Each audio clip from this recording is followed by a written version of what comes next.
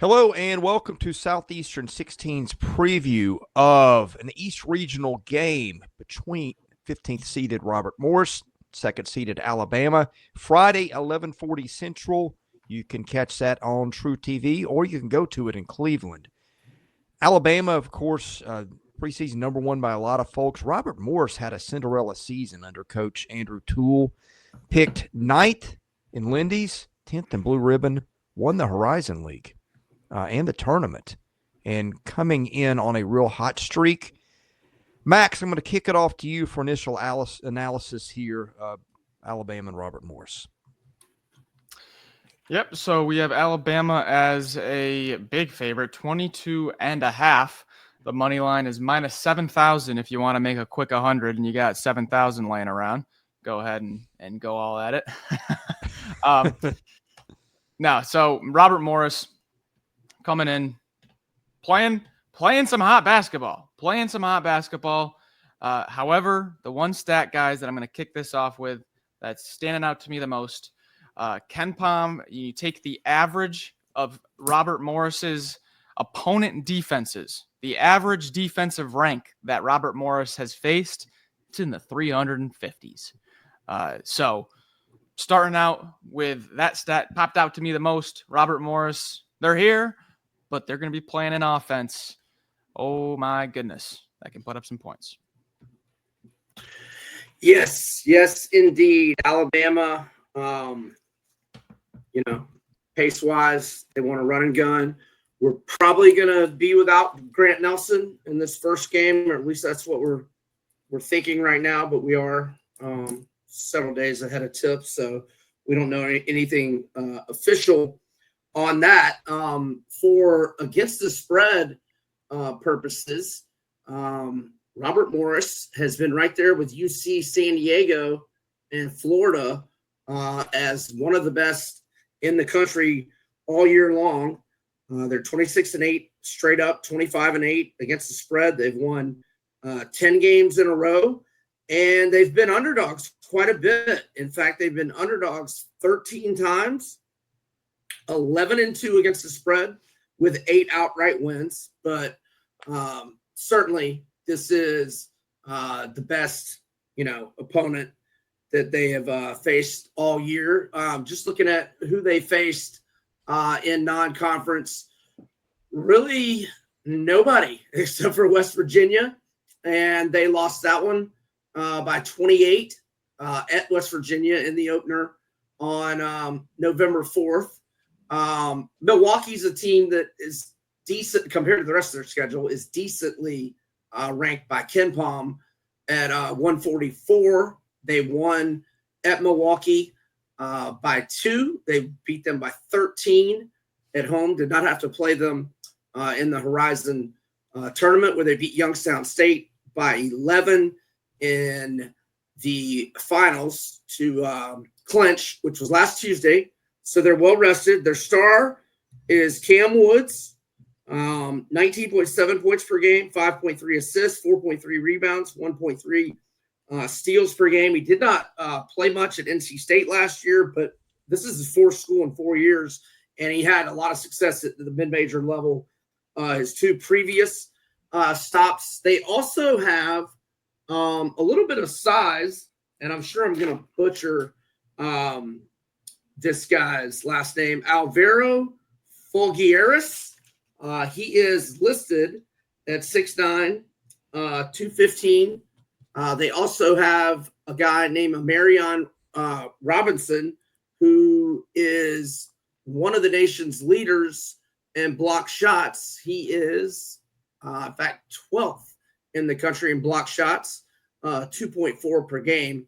But he's only listed at 6'7", but obviously he's got some ups, and Folgueras averages more than 1 block shot per game. So for mid-major, they've got a little bit of rim protection, and they're balanced scoring. Four guys scoring in double figures, and 2 other guys at 8.4 and 8.9 points per game. Max, what are we watching on Alabama for this one? I think you'd like to see maybe a little bit more consistency out of the Tide, but they've been tempo proof. I mean, Robert Morris can slow games down a little bit, but it doesn't matter with Alabama. Give me what you want to see from Alabama, and maybe if there's a sleeper storyline that we're looking at, let's hit that before we get into picks. Yeah, I want to see Alabama control the paint, completely control the interior. You're not going to have Grant Nelson, most likely not going to have Grant Nelson. Has that been 100% confirmed yet, him being out? No. Right. But we're pretty sure. Yeah. So I'm assuming he's going to be out, but even if he does play, you're not going to be getting 100% of Grant Nelson. Now, Robert Morris in their league, in the Horizon, they were a good offensive rebounding team. They were top 3 in the Horizon in offensive rebounding, not so much in defensive rebounding. I think guys like Stevenson, guys like Mo Diabate can really hammer the offensive glass. And in a game where Robert Morris can probably make things a little bit difficult around the rim, they had the number 2 2-point defense in the Horizon. For a team that can do that, giving up a few extra chances, a few extra opportunities, kickouts, some daggers, that can just be backbreaking to a team. And if there's one weakness Robert Morris has, it's on the defensive glass for sure. Let's just hop into picks. Look, it's a 20-something point spread. I think I'm pretty sure I know where we're all going, but let's start with Max, Mead, and Brian, and give me your pick and why.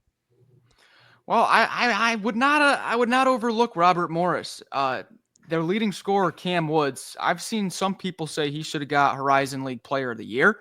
This is a guy with Alabama ties. Fun fact, he actually played with Kool-Aid McKinstry at Pinson to win an Alabama state title in 2019. So Cam Woods, he's got to be playing with a smile on his face, knowing he's playing Alabama.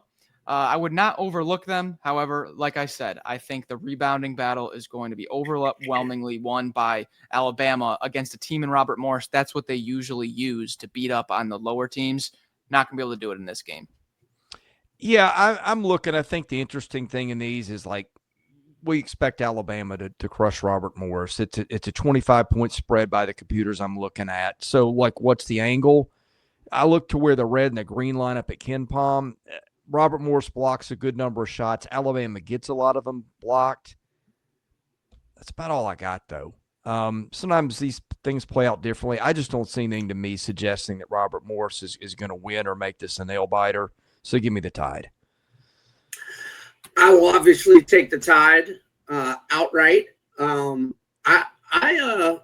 like the over most from a betting perspective, but I haven't ruled out playing Robert Morris. So this line started at 21.5, is up to 23 at a lot of books and 23.5 at DraftKings. I'm going to let it continue to breathe. And if it hits 25, I might be involved with Robert Morris. Not to imply that it's going to get that high. We'll see. But I definitely like over 165 and a half. This is Alabama's lowest total since the Tennessee game that was 159.5. And 10 of Alabama's last 11 games have had at least 166 combined. So I'm definitely on over 165.5. And again, I'm not ruling out a play on Robert Morris. If Nelson is officially ruled out, and if that number gets to 25, I would probably buy Robert Morris. Not to imply it would be a big wager. The over might be a big wager, or normal size or a touch more. Alabama overs, when they're not in the high 170s or 180, they're very attractive. Yeah, I feel like you got Alabama is tempo proof. It doesn't matter what you try to do. They play a fast-paced game, and boy, they can score, as we know. All right. Hey, if you're playing anything in the NCAA tournament, you need to be on BRACKETBIDS. It is NCAA tournament picks with the twist. It's an auction-style league. Go to bracketbids.com to learn more about it. It is fascinating. I cannot wait for us to jump in. We're going to play this as a group, too, and I am very much looking forward to that. Also looking forward to the other 13 first-round games, including a first 4 matchup with Texas in the SEC, that the SEC is playing in the NCAA tournament. You can catch all those at the channel as we'll be previewing those. Hit the subscribe button, enable your notifications. For Brian Edwards, Max Barr, God bless you. Have a great day. Thanks for watching our content here at Southeastern 16.